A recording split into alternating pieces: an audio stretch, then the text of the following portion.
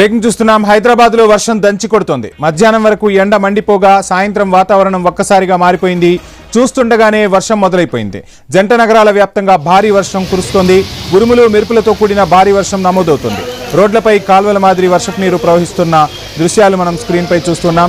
ఇక హైదరాబాద్ లో weather updates కు సంబంధించి ఫుల్ డీటెయిల్స్ మా ప్రతినిధి సుప్రియ అందిస్తారు. సుప్రియ, చూస్తున్నాం ఒక్కసారిగా వాతావరణం మారిపోయింది. మధ్యాహ్నం వరకు బాణుడు ప్రతాపం చూపిస్తే ఇప్పుడు వరుణుడు హైదరాబాద్ పై ప్రతాపం చూపిస్తున్నట్లుగా పరిస్థితులు కనిపిస్తున్నాయి. ఎంతసేపు ఈ వర్షం పడే అవకాశాలున్నాయి? వాతావరణ శాఖ ఏమైనా అలర్ట్ జారీ చేస్తుందా? డీటెయిల్స్ ఏంటి?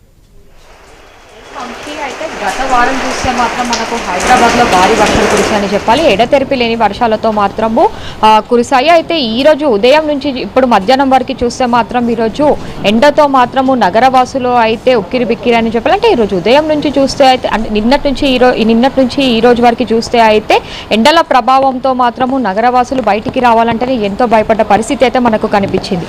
అయితే ఒక్కసారిగా అయితే వాతావరణంలో మార్పులు వచ్చాయి. ఒక్కసారిగా చూస్తే అయితే మనకు మేఘాలు కూడా నల్లగా కమ్ముకున్నాయనే చెప్పాలి మొత్తము. అయితే ఇప్పుడు సడన్గా ఒక్కసారిగా మనకు కొన్ని ప్రాంతాలలో చూస్తే అయితే మనకు సిటీలోని బంజారా హిల్స్, జూబ్లీ హిల్స్, పంజాగుట్ట, అమీర్పేట్, మాదాపూర్, గచ్చిబౌలి, జీడిమెట్ల, అల్వాల్ ఇలాంటి ప్రాంతాలలో భారీ వర్షం పడుతూ ఉంది. ఇంకా ఓల్డ్ సిటీ వైపు కూడా చూస్తే అయితే మనకు చాదర్ఘట్, మలక్పేట్ లాంటి ప్రాంతాలలో కూడా రోడ్లన్నీ జలమయమయ్యాయని చెప్పాలి. అయితే నగరంలో చిన్న వర్షం పడితేనే చాలు మనకు మొత్తం రోడ్లన్నీ చెరువులను తలపిస్తూ ఉంటాయి. అలాంటిది ఇప్పుడు కురిసిన వర్షానికి కూడా నగరంలో లోతట్టు ప్రాంతాలు అయితే అన్ని జలమయం కూడా అయినాయి. అయితే ప్రతి సోమవారం చూస్తే అయితే మనకు బయట ట్రాఫిక్ ఎక్కువగానే ఉంటుంది నగరంలో. అయితే ఈరోజు కూడా ఇంకా వర్షం కాబట్టి ట్రాఫిక్ సమస్య కూడా మనకు ఎక్కువగా ఉండబోతుందనే చెప్పాలి. ఇంకో మరో గంట తర్వాత నుంచి 2 గంటల వరకు చూస్తే అయితే నగరంలో భారీ వర్షాలు పడే ఛాన్సెస్ కూడా ఉన్నట్టయితే వాతావరణ శాఖ అయితే జారీ చేసిందని చెప్పాలి. ఇంకా 6 గంటల నుంచి చూస్తే ఐటీ ఉద్యోగులు, ఇటు కాలేజ్ స్టూడెంట్స్ అవ్వచ్చు, లేదంటే ఉద్యోగులు చేసుకునే వాళ్ళు కూడా